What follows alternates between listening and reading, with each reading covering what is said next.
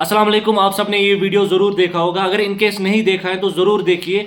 ये सब टीचर्स के लिए और सब पेरेंट्स और पोटेंशियल पेरेंट्स के लिए ज़रूरी है। गोया कि ये हर एक इंसान के लिए ज़रूरी है। Hello, Intercore. Oh, is that the demolition place? It is, yeah. Could you help me to destroy my school, please? Could you blow it up or knock it down? Whatever you want done. I'll blow it up, that would be better.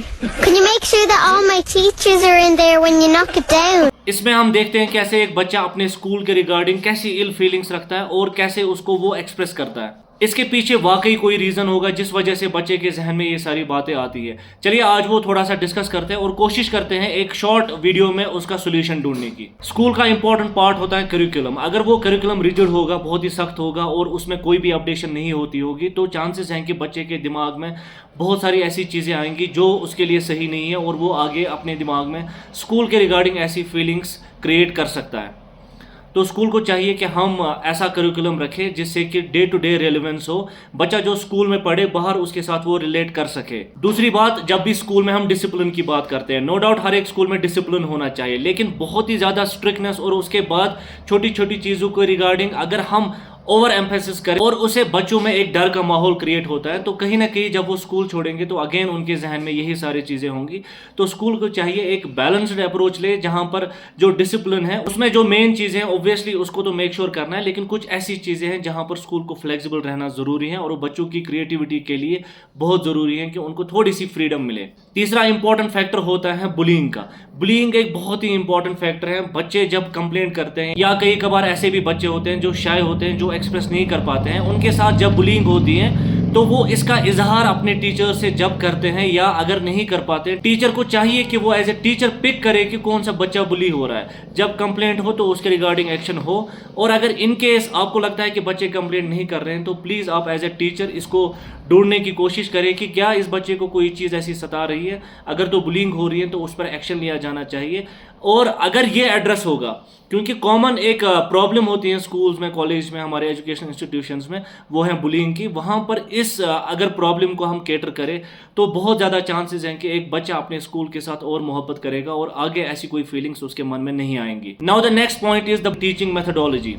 See, we have seen lot of updations in the teaching and learning process. अगर हम traditional way वही talk and chalk method में चले जाएं और वहाँ पर हम देखते हैं कि हमारा बच्चा कोई नई चीज़ अंडरस्टैंड नहीं कर पाता है, तो हमें चाहिए कि as a school, as a teacher हम नए टीचिंग एंड लर्निंग मटेरियल्स का यूज़ करें और अपने बच्चों तक उनके अंडरस्टैंडिंग के हिसाब से ऐसी मेथड्स का यूज़ करें जहाँ पर उसकी अंडरस्टैंडिंग बेटर हो। और जब हम अपना टीचिंग एंड लर्निंग जो मेथडोलॉजी है उसको डायनेमिक बनाएंगे, आप यकीन मानिए जो हमारा बच्चा है एक तो उसको कॉम्प्रहेंशन भी अच्छा होगा और साथ में ऐसी चीज़ें होंगी कि वो आपके स्कूल के साथ बहुत ज़्यादा मोहब्बत करेगा। उसके बाद बात होती है जब हम एक्सेसिव होमवर्क की बात करें।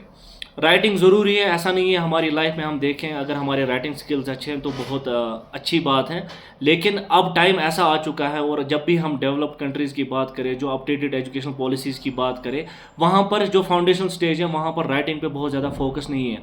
उसके पीछे एक वैलिड रीज़न है, क्योंकि बच्चा जब अपनी जो दिमाग का यूज़ करता है राइटिंग सीखने में, वो दिमाग वो शुरू के फाउंडेशनल स्टेज में जहाँ पर वो कोई और इनोवेटिव चीज़ करे या कोई नई चीज़ उसकी वोकैबुलरी उस टाइम डेवलप हो रही है, उसकी अंडरस्टैंडिंग चीज़ों की और बेहतर हो रही होती है, वो सीख रहा होता है, वो दिमाग का हिस्सा जब राइटिंग में यूज़ हो जाएगा तो वो कहीं ना कहीं बहुत चीज़ों से छूट जाता है। यहाँ पर ज़रूरी बनता है हमारे लिए as a teacher, as a school, सबके लिए कि हम राइटिंग पे बहुत कम फोकस करें कंपैरेटिवली जो आजकल हमारे यहाँ, स्पेशली मैं कश्मीर की बात करूँ जहाँ पर मल्टीपल लैंग्वेज का कॉन्सेप्ट हम छोटी क्लासेस में ही देते हैं, तो वहाँ पर राइटिंग पे हम थोड़ा कम फोकस करें। हाँ, ओरली आप दे सकते हो, but when it comes to the scripting तो वहाँ पर आप कोशिश करें कि उस पर थोड़ा कम फोकस करें।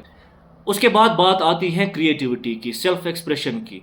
बहुत ज़रूरी है कि हम बच्चों को एक रूम दे जहाँ पर वो अपने आप को एक्सप्रेस कर सके। बड़ी एक प्रॉब्लम आती है जब भी बच्चा कुछ एक्सप्रेस करना चाहता है तो कई जगह ये देखने को मिलता है वहाँ पर उनको रोका जाता है और उनको एक ही रिजिडिटी में रखा जाता है। आपने बहुत बार सुना होगा, बच्चा कभी ना कभी कंप्लेंट करता है घर में कि मेरी टीचर ने यही लिखा है तो यही राइट आंसर है, इसके अलावा और कोई राइट आंसर नहीं हो सकता।